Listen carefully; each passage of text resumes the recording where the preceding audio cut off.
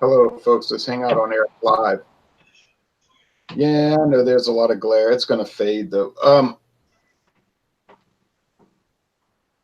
We have from Texas.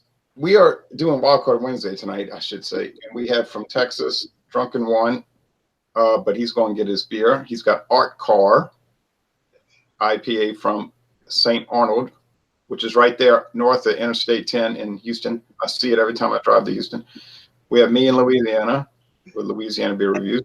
Up in the mid-Atlantic states, we have Michael Komarov from Brooklyn, New York City, New York.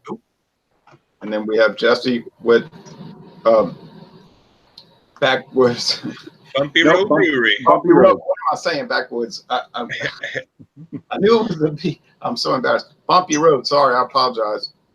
Bumpy Road. Jesse in New England and New Hampshire. Correct. Yeah. Sorry for that mistake. All right. That's no problem. No problem at all. Okay. So let's see. I've got Elysian Space Dust, which is 8.2 IBUs, and it's I already told everybody what Drunken One has a 7.3%, I believe it is. 7.1%. This is the Art Car IPA. For those keeping notes, Mr. Michael. I know how you roll. Mine is 8.2 and 73 IBUs, and Michael's got well, he's going to show us now. Perpetual from Trogs at 7.5 with 85 IBUs. Hershey, Pennsylvania. Nice. A ritual. Pardon. And I've got Yop, which is a pale ale by Springdale, which is Jack Abbey's brewing. It's a side thing because Jack Abbey's does just strictly lagers, and Springdale series is all ales. So this is a pale ale at 5.5%. There's no IBUs listed on the can, so if anybody wants to look it up, feel free. We all have ales tonight, pale ales. You have a pale ale, and we have India pale ales, but they're all ales. And so far now, Jean-Pierre might join, and Nelia might join. He's probably working. He may join. Other people may also. Okay, so let's drink the beer and talk about the beer. All right, excellent. I'm in. Anybody can join until we get 10 people, and then it's full, But that's why I say it's an open beer flow, because it's open to anybody. Ronnie, anybody within reason, Ronnie S says, cheers, mates, clinking the mugs. Cheers, Ronnie. You should join us. Victor Wang says, cheers, lad. Hello, Victor. Oh, yeah. Here we go, boys. Let's pour this baby out. So now, Drunken One's going to, he's at furthest west at this point, so he's going to show us his southwestern beer. Isn't that beautiful? And the camera is representing the color pretty good. It might not be as red, but it's pretty close. Got lots of nice bubbles coming up in there. Hopefully you can see it through my dirty glass. Yeah. Nice, every bit of 2-finger head. How about that? That looks great. Thank you. I wish I brewed it. I reviewed that beer before. I made a solo review of it. Did you? Yeah, I like it. I don't know. It's bang for your buck. It's all right. They're not super expensive as craft beer goes. No. Now, how about your aroma and flavor? Give us a quick aroma and flavor. Copy that. I'm no good with the aroma and flavor. I couldn't tell you what hops are in it, and I don't know that it says on the can. It definitely smells hoppy. It smells fruity. Pardon, I don't review beers very well. That's all right. It smells like a wonderful juice bomb type IPA. I've had them a million times, but it's one to come back to. But I guess they would do that later. But so far so good. I enjoy it, and we're going for the sip right away. I don't think I'll do anything. May as well. There's no reason to drag it out. All right. Good enough. Let's do this. Oh yeah, cheers. Cheers. Cheers, everyone. Take care Cheers. and enjoy your beer responsibly. Yeah, it's kind of a medium body. Got lots of bubbles on the tongue, maybe a little tingle on the tongue.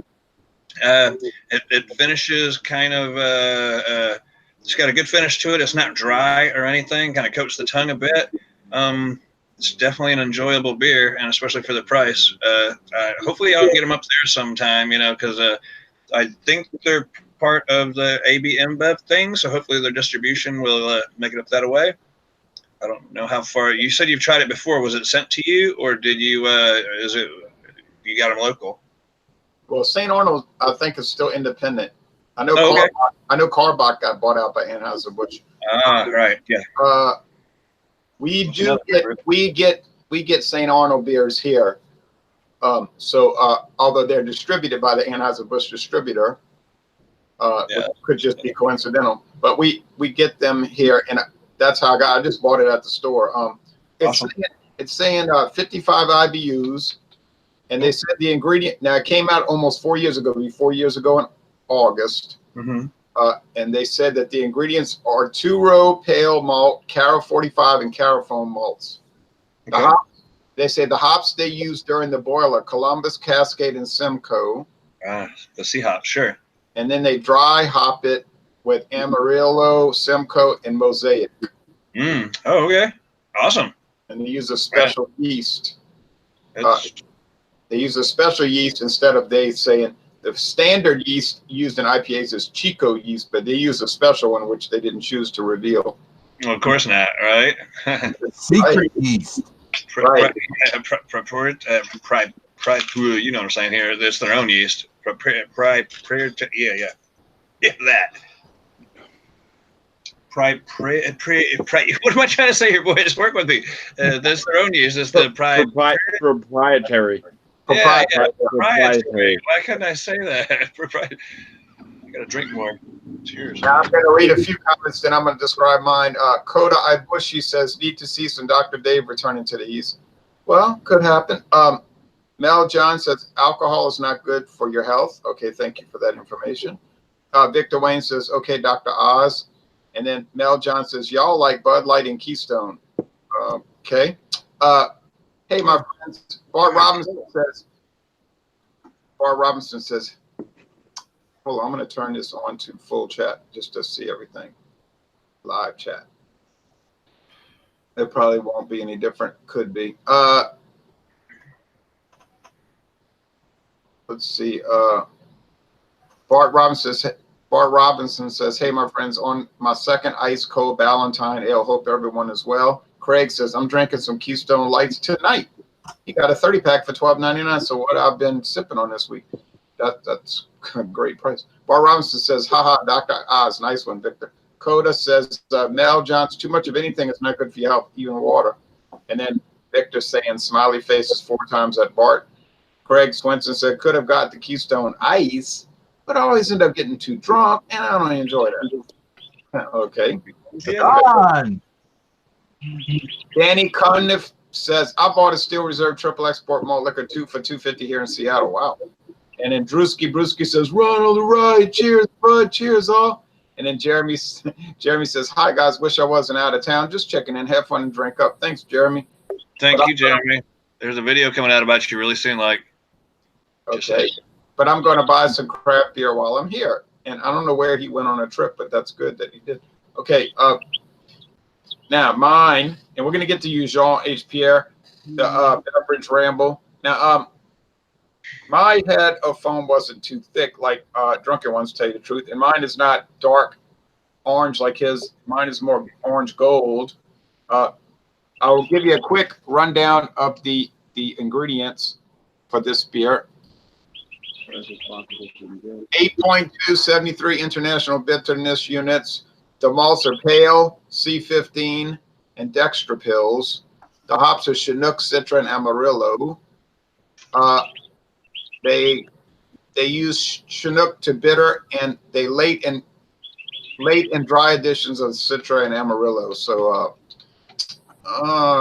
let's see. I'll get off of that website.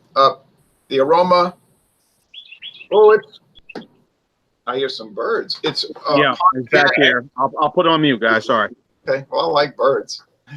It's not like I hear a vacuum cleaner. Damn, happy birds. Right. Why do we have to hear all this nature? You know, Yeah, right. Damn, happy birds. it smells very resiny and piney here.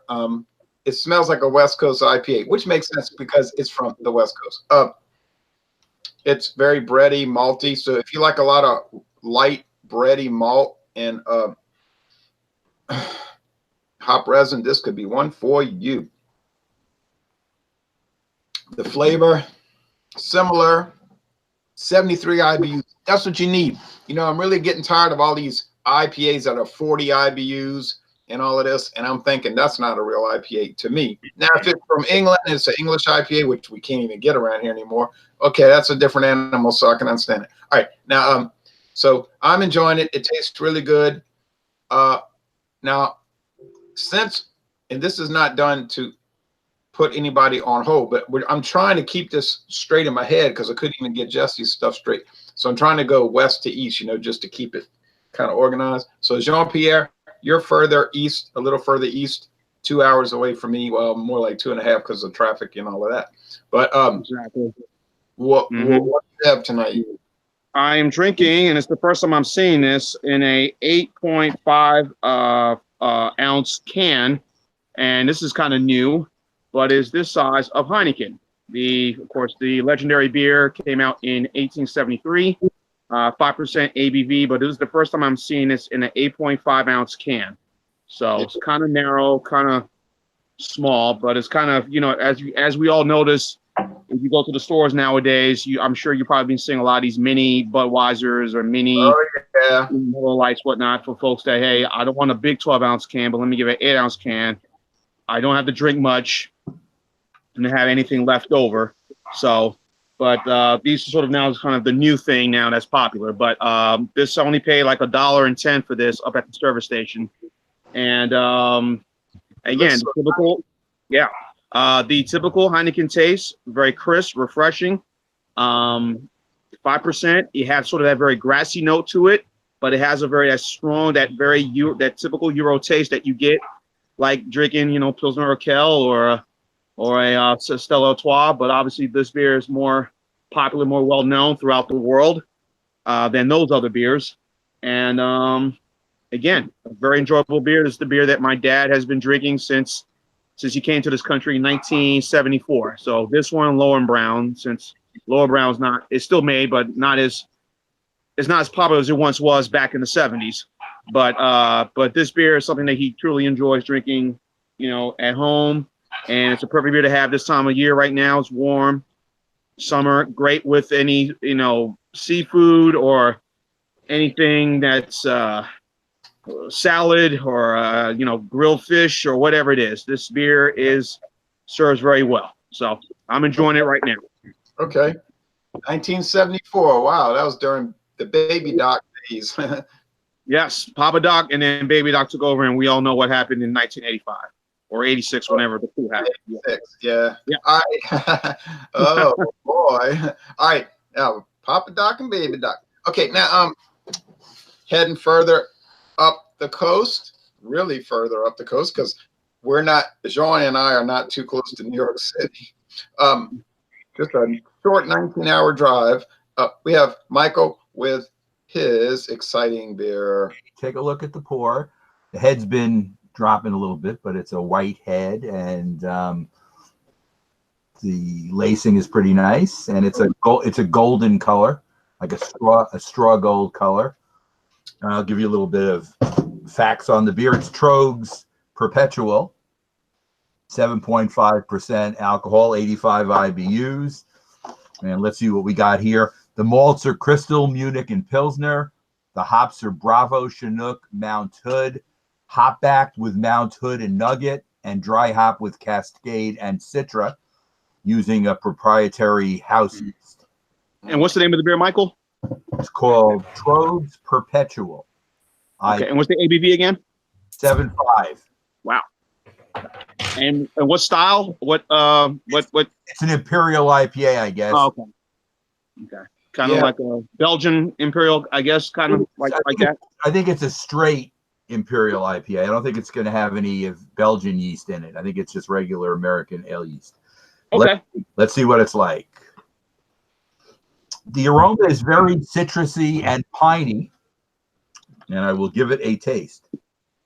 Don't worry, folks. I'm gonna read all those comments, but it's gonna take a little while because we want to go back. The first flavor you get is kind of like a bitter note. It's 85 IBU, so that's to be, I guess, realized. You expect that, but it's nice because you also get malt sweetness together with the hoppiness coming together. So you're getting a combination, which I guess is what you'd be striving for in any of these beers because it's well balanced. You get kind of a citrus bite as well. And you get kind of a resiny dankness too throughout the sip. So it's quite interesting. You can't really taste the alcohol at 7.5. It drinks more like 5 or 6 anyway. And it's quite good. I'll give you my number when you come back to me later.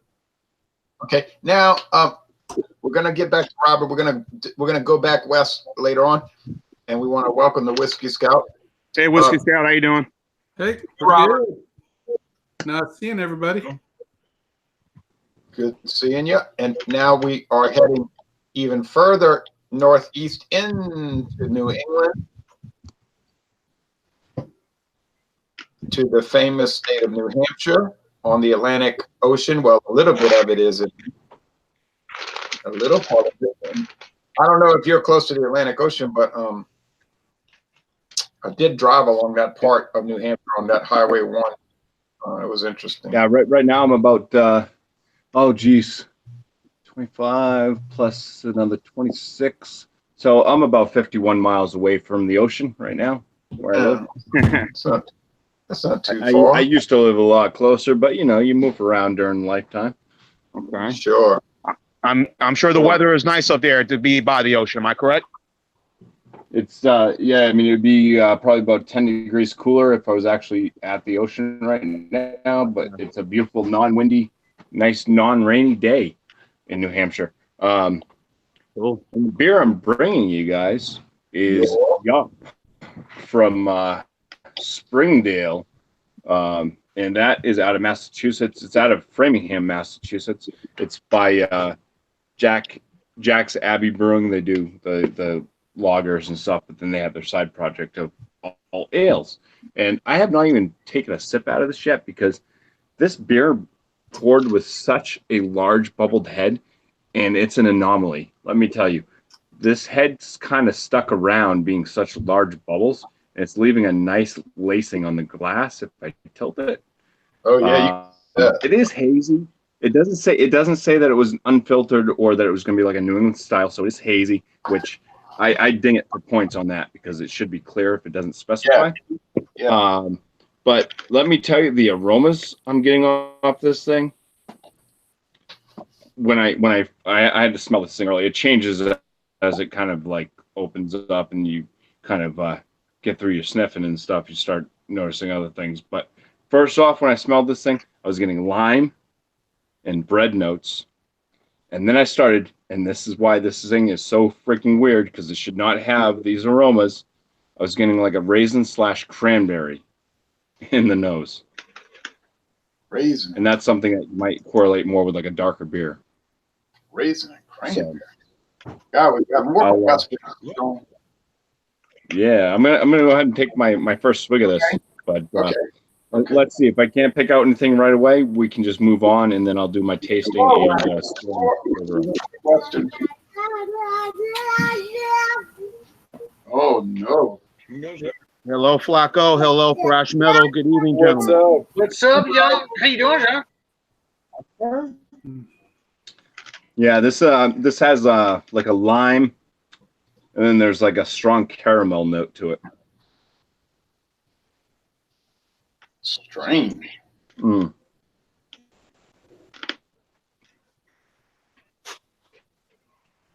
Very flat, unfortunately. It does not have like a large carbonation. Body on it seems about medium. Yeah. This one's not winning me over with the flavor. The aromas were so whacked. But, and this is, I think I should mention this. Let's see. Oh, yeah. It says best by September 4th. It was canned on. This is only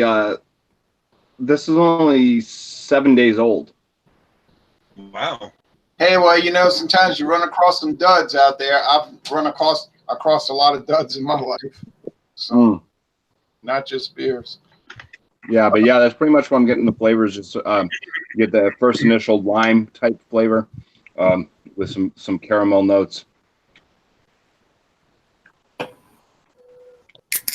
And yeah, the carbonation is horrible, and it's got a medium body.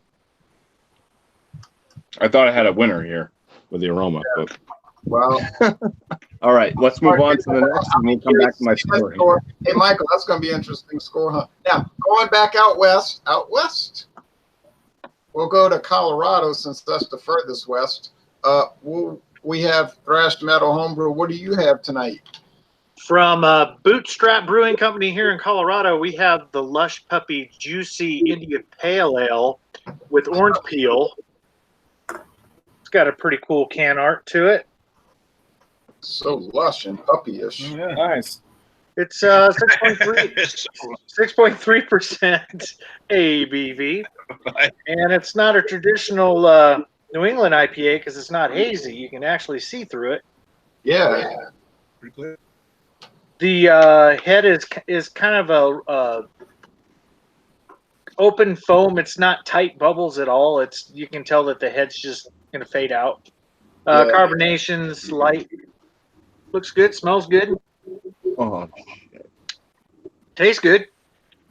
It's got a little bit. You can taste the orange peel in. It's got a little bit of a grapefruit taste to it. Not bad at all. It's kind of like orange juice almost. Wow. Right. Good. Awesome. Cool. Juice de orange. All right, now nice. going further east now from the mountain state of Colorado.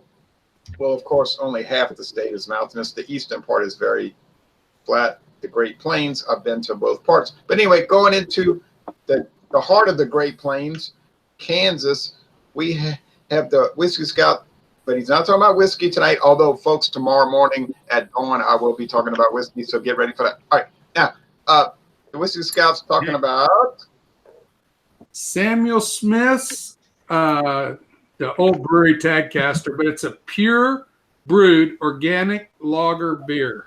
Oh, yeah, I've had that one. That is a jewel. And it's 5% alcohol by volume. And the date's rubbed off. They didn't get a very good date on it, but it's not very old. I bought it probably about 2 weeks ago. And the store I go to over there, they have a pretty good turnover and stuff. So I'm not too worried about the date. I don't know about IBUs and all that. It doesn't really say, but anyway, it's very carbonaceous. It built a good foam head, dropped, and it's still just running bubbles up there. I mean, it just still flows a lot of bubbles. It's lively. Yeah.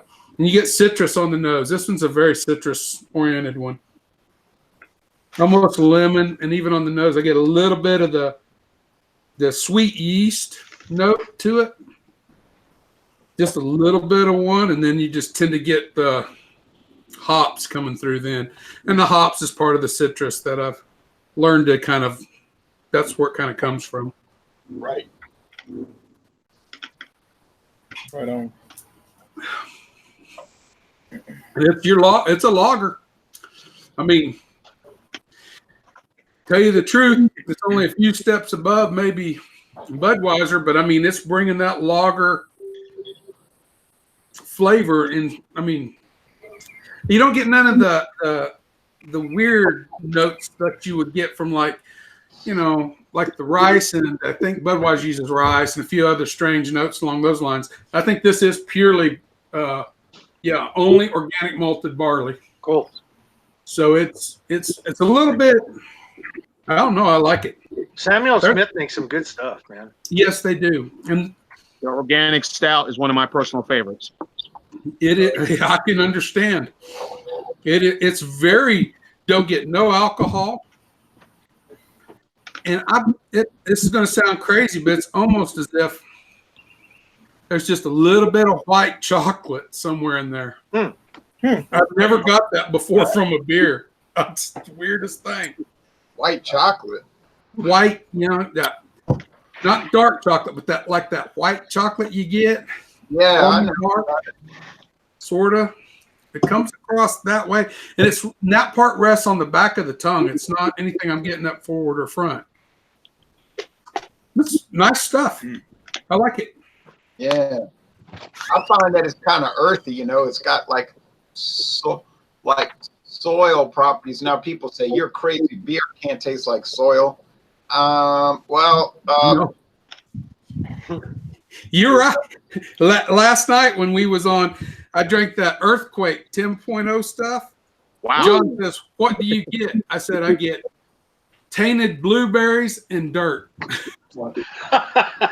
Yeah, that's a real treacherous item, that thing. All right, well, heading a little further east, but still out west in the Central Texas Empire, we have Flacco's Beer Reviews. What do you have today, Flacco's Beer Reviews? Flacco, what got? I got one that pretty sure everybody's had, man. It's the Voodoo Ranger Juicy Haze IPA. I like that. Yeah, I had a few of these left in from the fridge. This thing comes in at 7.5% alcohol by volume with a 42. Yes, ma'am, and a 42 on the IBU. It's very, very hazy. The aromas on it are very tropical, very fruity. You get the orange, you get the mango, you get the pineapple.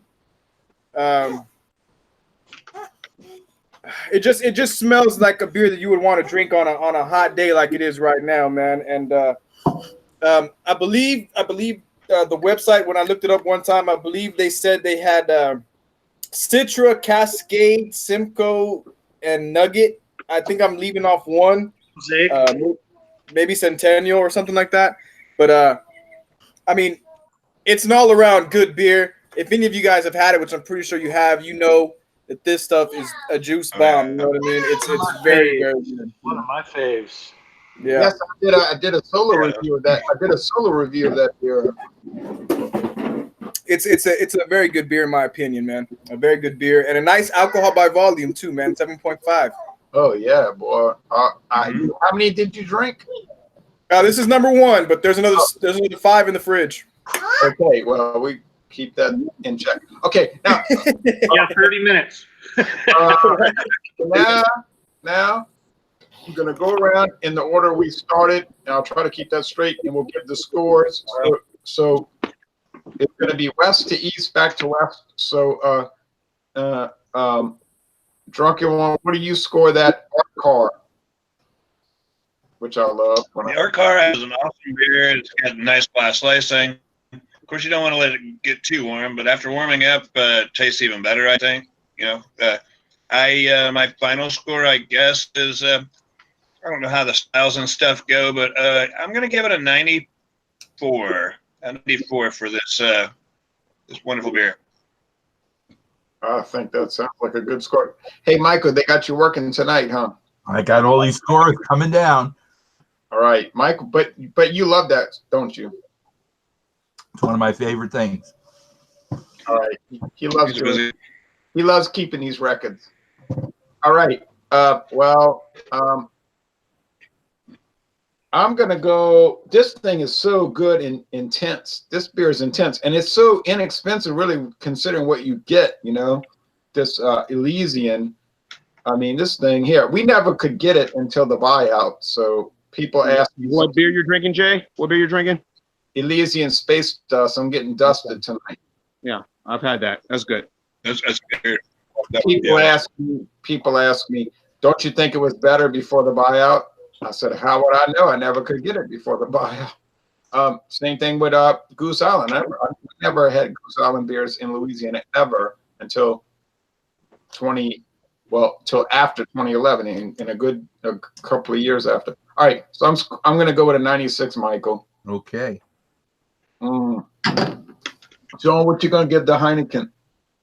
Again, I guess as I mentioned to guys earlier, and I mentioned to everyone that just joined in, you see this new thing they're doing now with these mini beers with Miller and Bud and Coors, whatever. Heineken has decided to jump on the same boat with the 8.5 ounce can of their namesake, and I think it's interesting, but we'll see how the sales turn out. But overall for the beer, again, it's a 90 for me. It's an A-. You can't go wrong with a Heineken, no matter any time of the year. It's one of those iconic beers that has been around forever, and it's good. The first time I had it back when I was drinking age, when I turned back in 1997, still is good. Again, just a great solid lager, Euro lager, I should say. Yeah, I don't ever get tired of it. And I really miss the Heineken Dark, but you can't find Heineken Dark anymore. Those were the glory days, the glory days when I used to be able to get Heineken Dark. But Meisterbrow, Schaefer's, Schmidt's, all those, the glory days of beer. Yeah, I mean, I was really, but I mean, I used to like that Heineken Dark, but the problem was not enough people liked it. Okay, so you know what happens when not enough people like it? True. You don't see it no more. Okay, now heading on up the road to New York, to Brooklyn, New York. What do we have for that score? I'm giving the Trogs Perpetual IPA a 95, so it's bordering on A+, but it's a solid A, and it's just so well balanced. And you have to like the bitterness side of it, because if you don't like 85 IBU beers, you're not going to like this. But I love it. It is well balanced. So it's bitter, and it's supposed to be. And mine was bitter as heck, and it didn't bother me. I enjoyed it, but it was intense, man. Whoa. Now, I can't wait to see this score. Jesse in New England, what do you score that? Trogs, Springdale Yap. Springdale Pale Ale. All right, so I gotta start off by first saying this. Jack's Abbey Brewing Company, they make fantastic stuff. The Springdale stuff, I'm sure, is just as good with their ales. If they can make fantastic lagers, I'm sure they can make fantastic ales.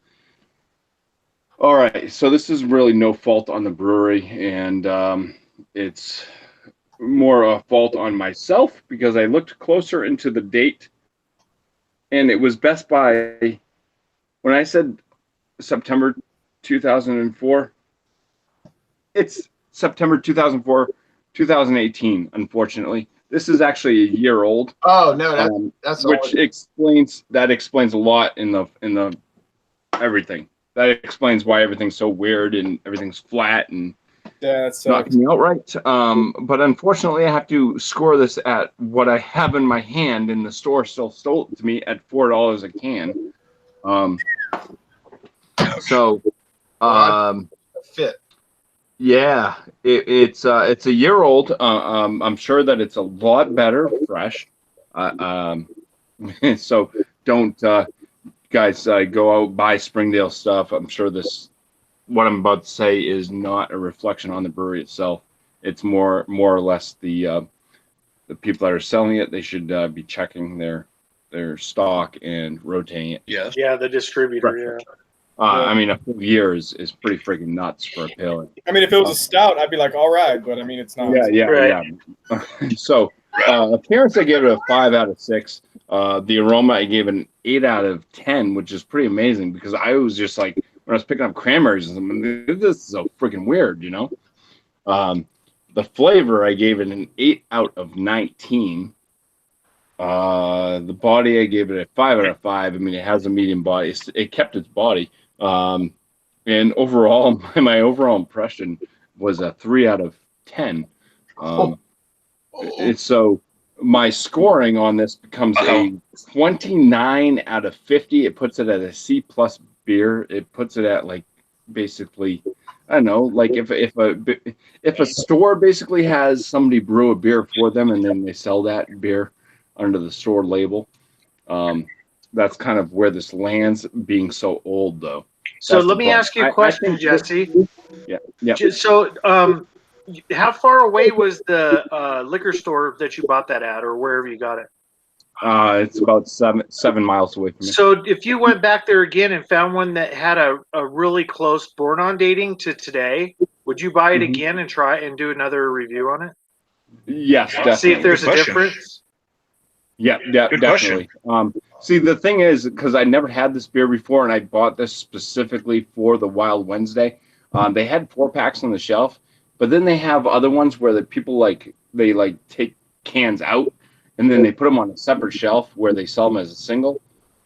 So I picked up like something that somebody picked up, obviously, like a year ago, Yeah. and just stuck it on the shelf as a single.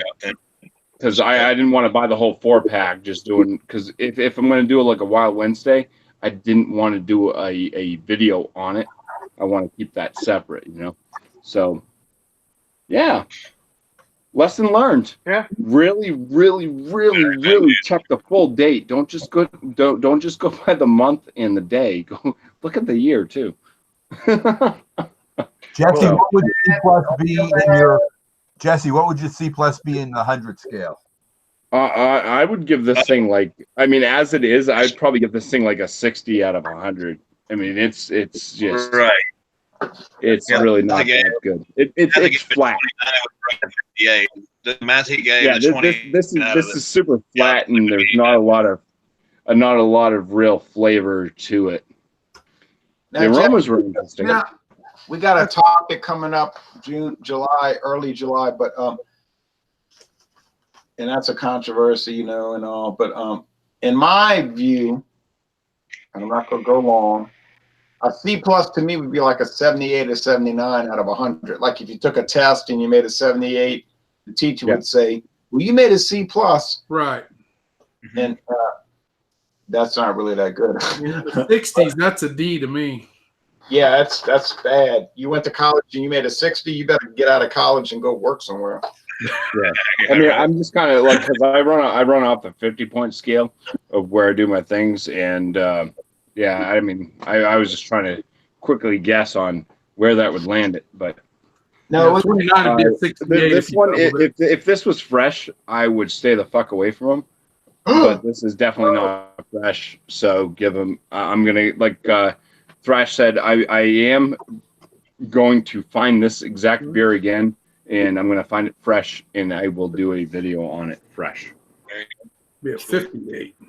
Because this brewery deserves a lot more than what I am giving it right now, because they do a much better job.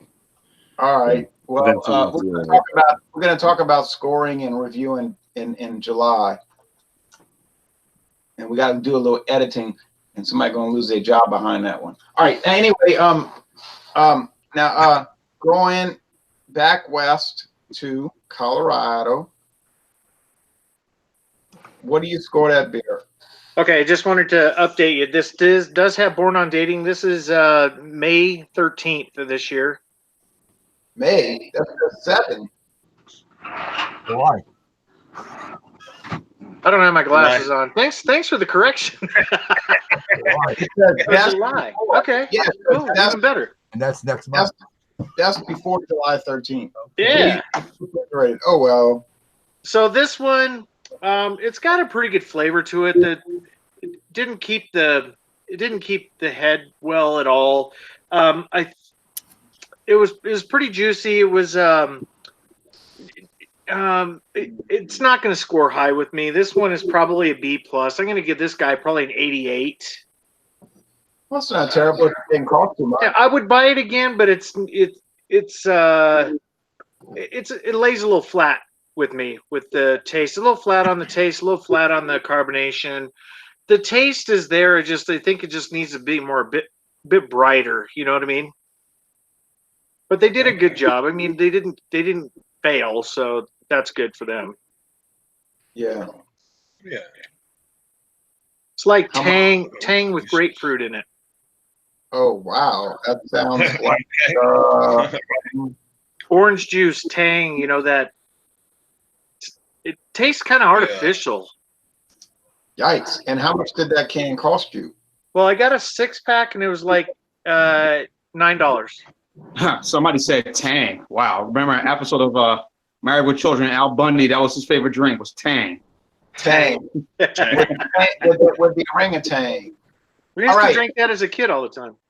Oh yeah. Oh yeah. Oh, the bad old days. All right. Now, came in that like cardboard Mm-hmm. container with the plastic top. Yep, and you drank it because the astronauts drank it. Yeah. Exactly. Same thing. Right? 2 hours Yeah, same into that. thing. All right. Now, let's see. Out coming back east to Kansas. What do you score that English beer? Well, like you guys said, and I agree. Samuel Smith does not. I've never had a bad product from him, and this one's the same way.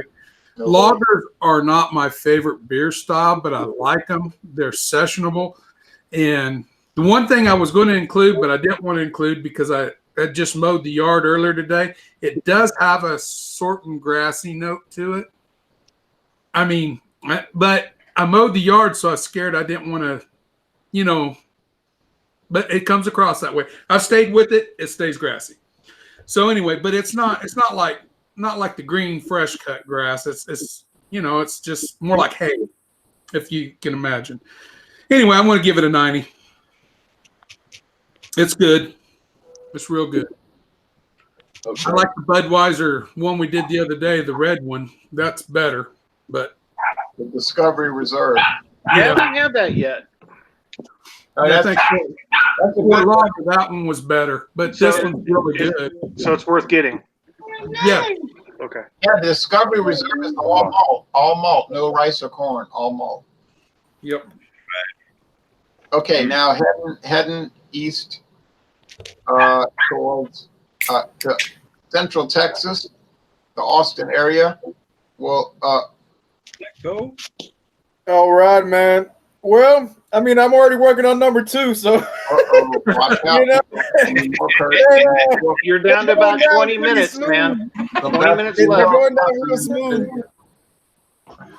My daughter brought me this one right here, man. They're going down too smooth. It's really hot out here. And to be honest, this combination of Texas weather and this juice fest that I got going right here, I would score it. I'd score it a high 98, man. A high 98 on this one. Whoa. Oh, Wow. I mean, it is. Mine. You cannot go wrong. If you show up to a friend's house, you show up to my house with some of this stuff right here, man. I'm around the same. It's such a great beer, man. I mean, they really did. Welcome you with open arms. New Belgium did an awesome job. Yeah. I think you guys would agree with me on this, man. I liked it a lot. I liked it a lot. After he drinks 5, he's going to Yeah. score 108. Exactly. 2 before dinner will get Colorado me Brewery, there. man.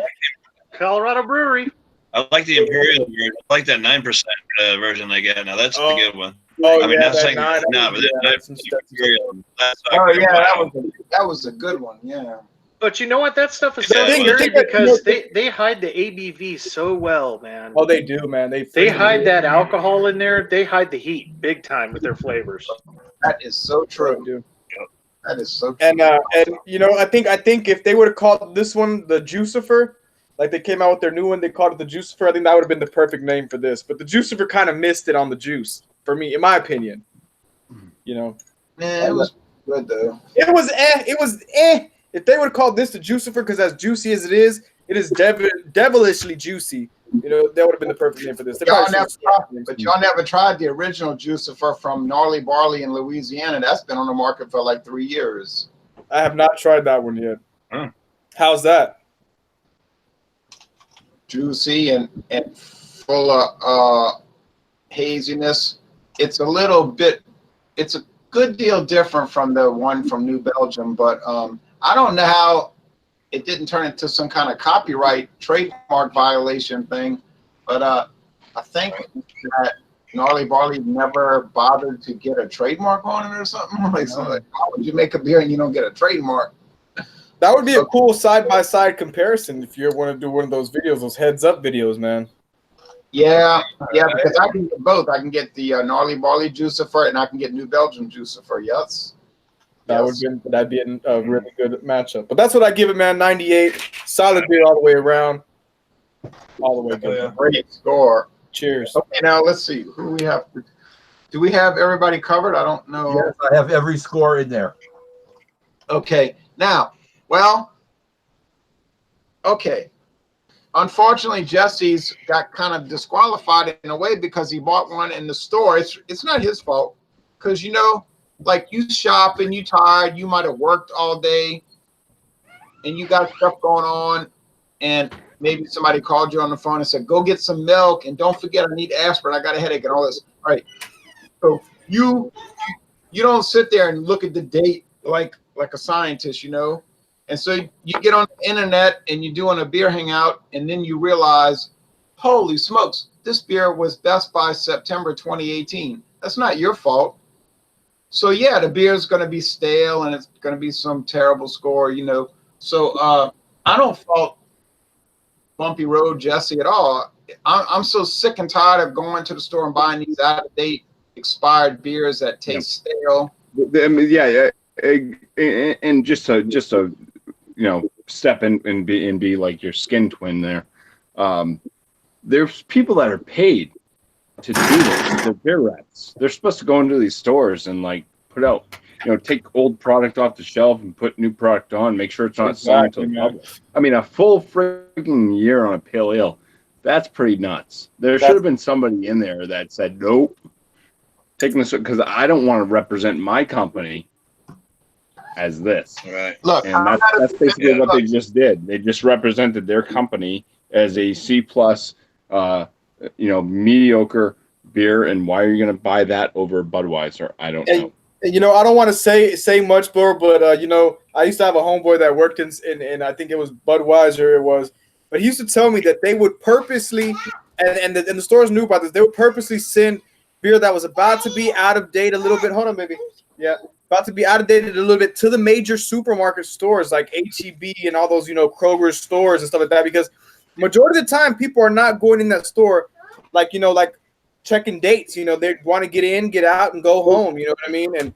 And they purposely do that to make good profit. And you know what, Flacco? By you saying that, they should mark those beers. The store should mark those beers down for the consumers. Mark them down. Don't sell them at regular. Mark them down. If the date's about to go bad, mark them down at least $2, $3 off. A lot of the stores I go to, you find the beers that are like marked $2 down for a 12-pack.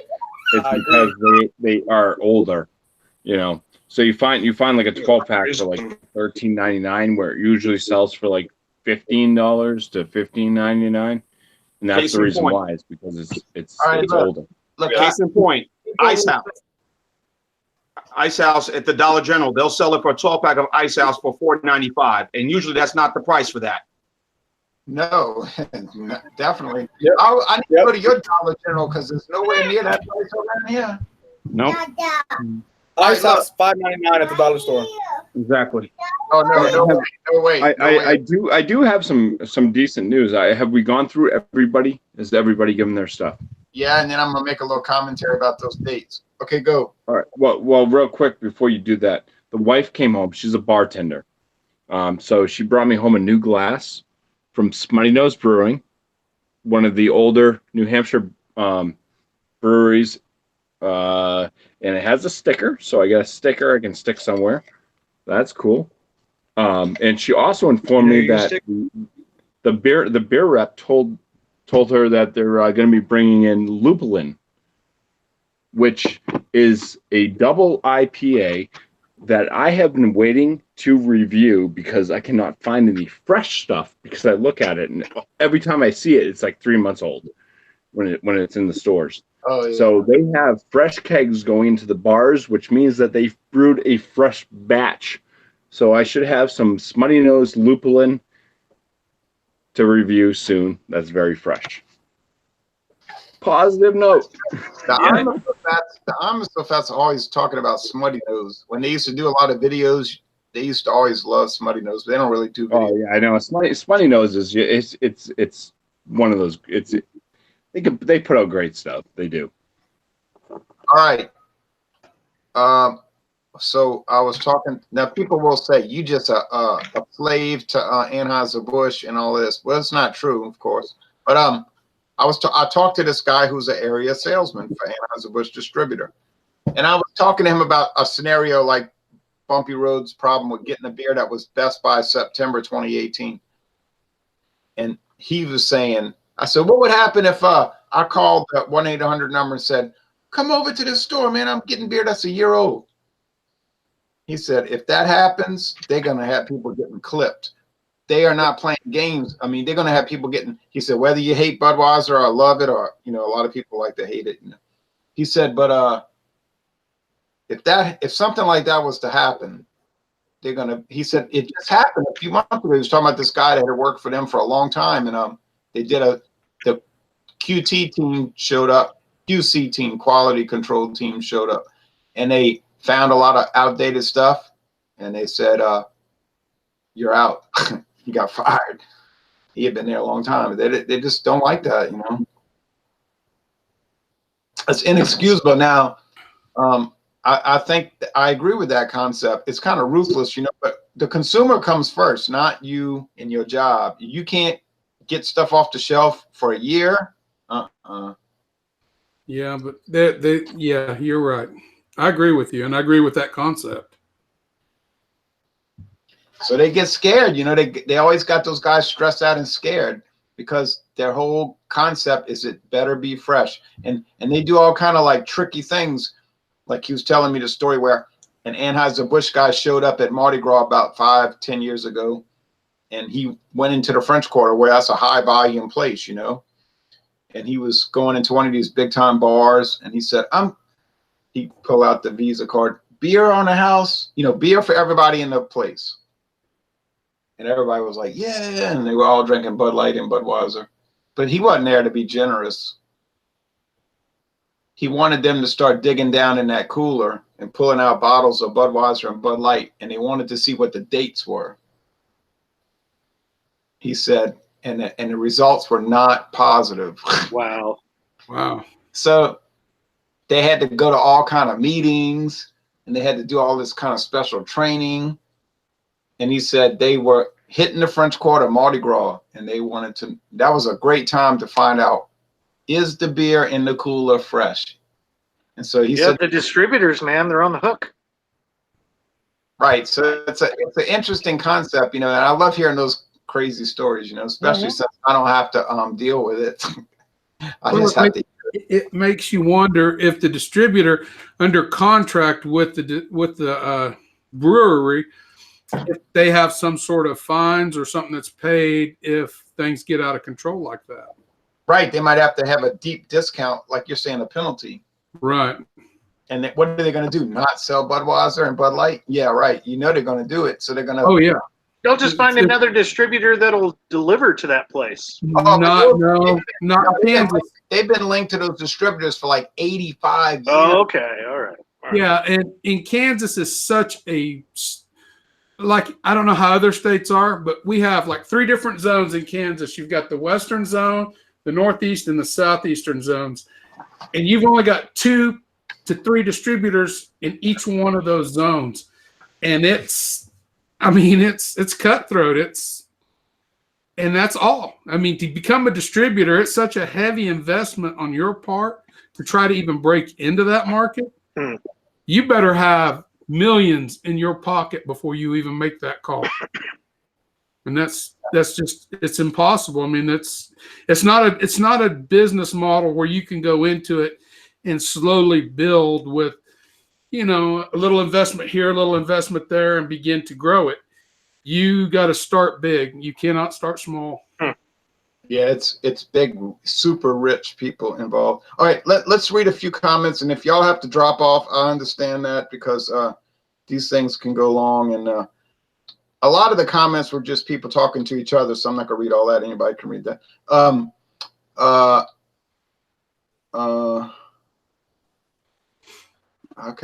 How can I, let's see, I'm gonna try to manage this. Okay. Drewski Brewski said those little Heineken is cans for midgets.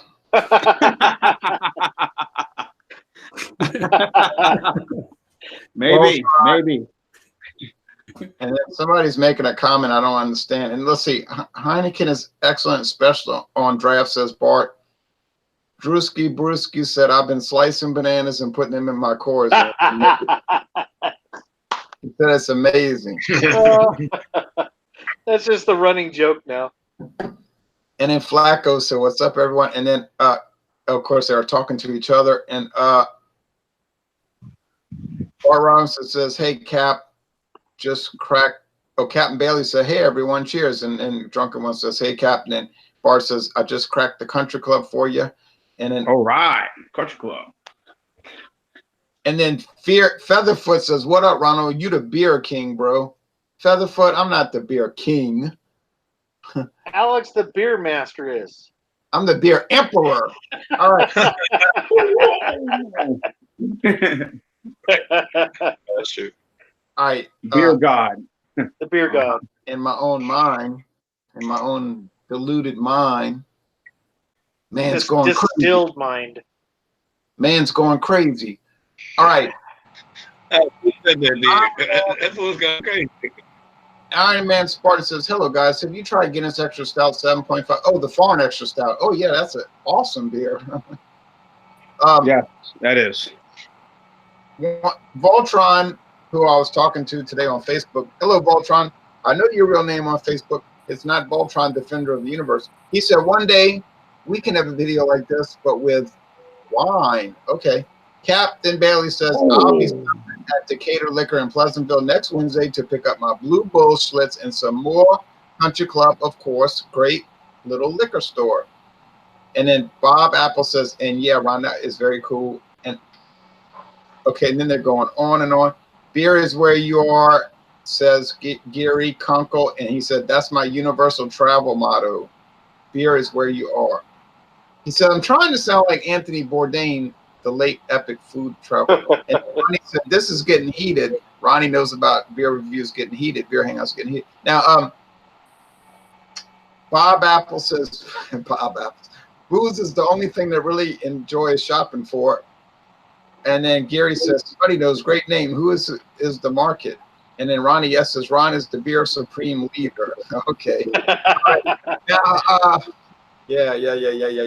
All right. Well, just to let y'all know before we get off the air, and they might hang out for who knows how long. Tomorrow morning, Dawnbusters. Now, what's been going on in Dawnbusters? Well, Inver House has been not lighting the world on fire. But all I can say about Inver House, it exists, and you can buy it. That's very So that could be their tagline. Inver House Green Flag, it could be their tagline. It exists, so you can buy it. The competitors coming up is 100 Pipers, which I think 100 Pipers will kill it.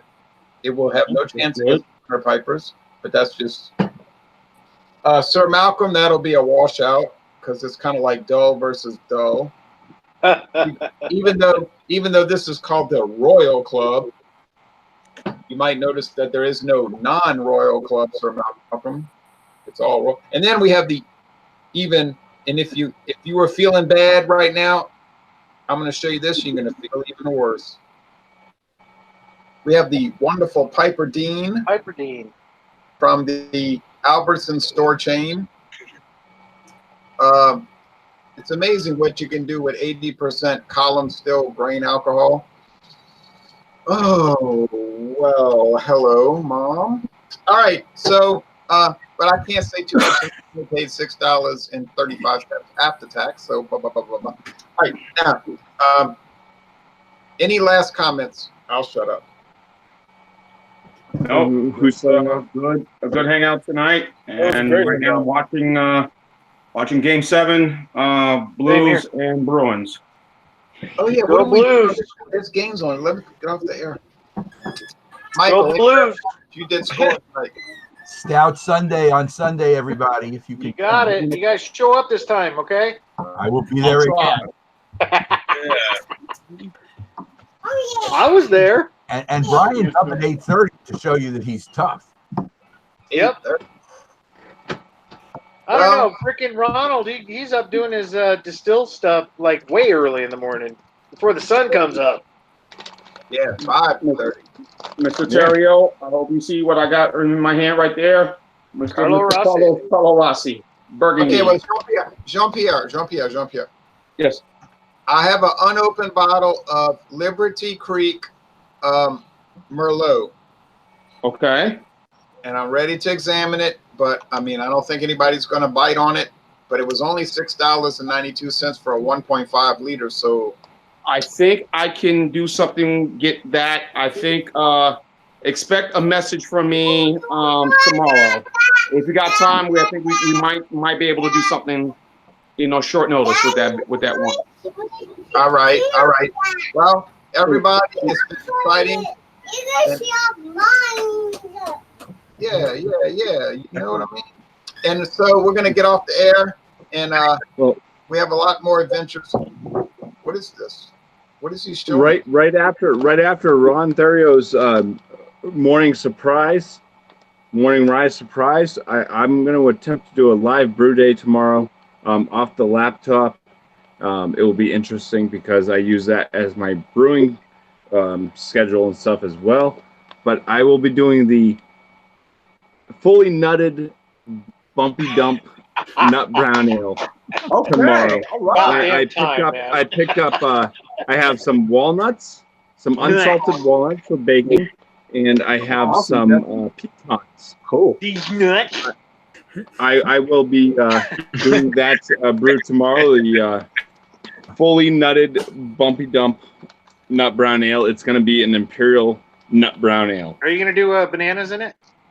No bananas, hopefully. All right, so but it should hopefully come out to like an 8% ABV.